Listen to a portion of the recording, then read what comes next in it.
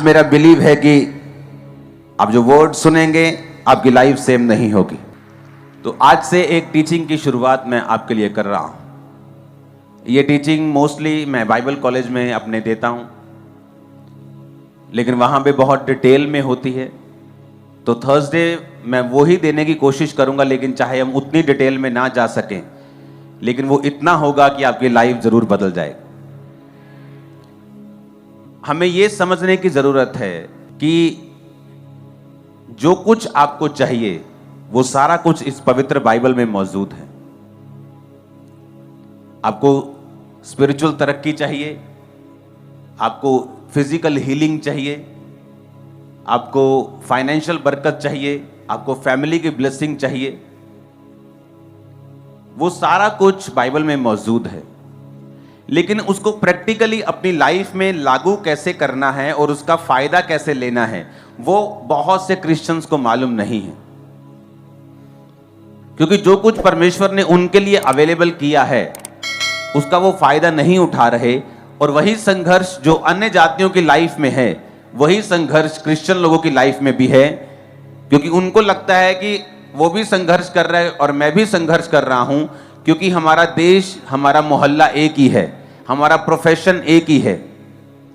क्योंकि देश की इकोनॉमी खराब है, फलाने देश की आज मंदी चल रही है, अमेरिका में मंदी चल रही है, तो इस अमेरिका में मंदी चल रही है क्योंकि मेरे देश में मंदी चल रही है, इसलिए मेरे सामने वाले बंदे का भी वही प्रोफेशन है, वही बिजनेस है, मेरा भी वही है, हम दोनों में मंदी चल रही है। लेकिन वचन क्या कहता है?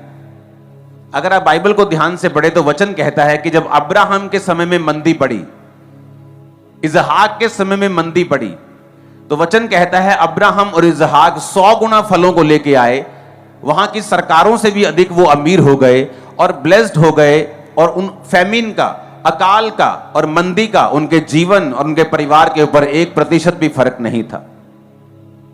रीजन क्या था?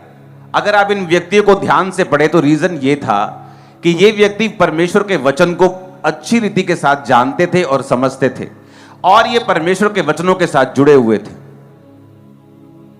हालेलुया। जब आप वचन के साथ ज्यादा समय बिताने लगते हैं तो परमेश्वर देखता है कि ये मेरे लिखे हुए वचनों के साथ बहुत समय बिता रहा है।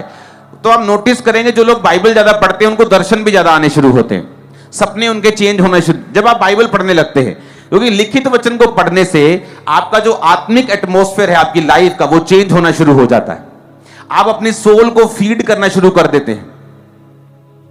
कई बार जब कुछ दिनों तक आप खाते नहीं, आपकी बॉडी में एक बेचैनी फील होती है, आपको कमजोरी फील होती है, क्योंकि आपने बहुत दिनों से खाया नहीं, या आपने मिस कर दिया, आप बिजी हो गए। और उसी तरह से आत्मा की जो सोल है, जो आपकी स्पिरिट है, उसका खाना बाइबल है। कई बार आप बिजी हो गए और आपने बाइबल पढ़नी बंद कर दी, आप देखेंगे कि आपकी आत्मा में, सोल में एक अजीब सी बेचैनी होती है।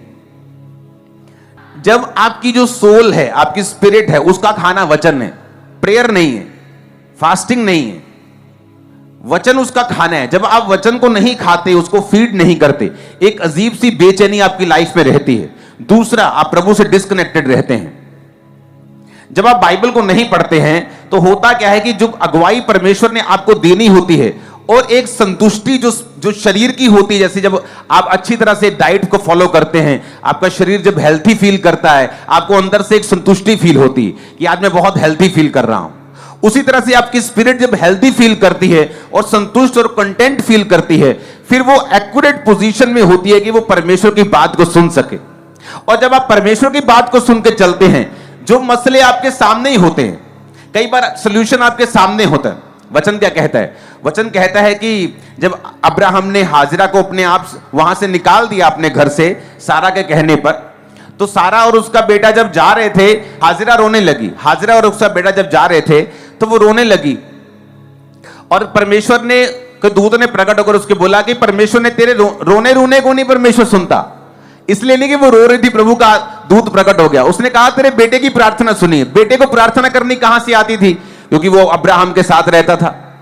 आप नोटिस करेंगे एक व्यक्ति जो इतना अच्छे कैरेक्टर का या इतना अच्छा व्यक्ति नहीं है, लेकिन जब वो धर्मी लोगों के साथ रहना शुरू होता है, उस पर भी मसा आ जाता है, चाहे वो इतना कैरेक्टर का अच्छा नहीं है।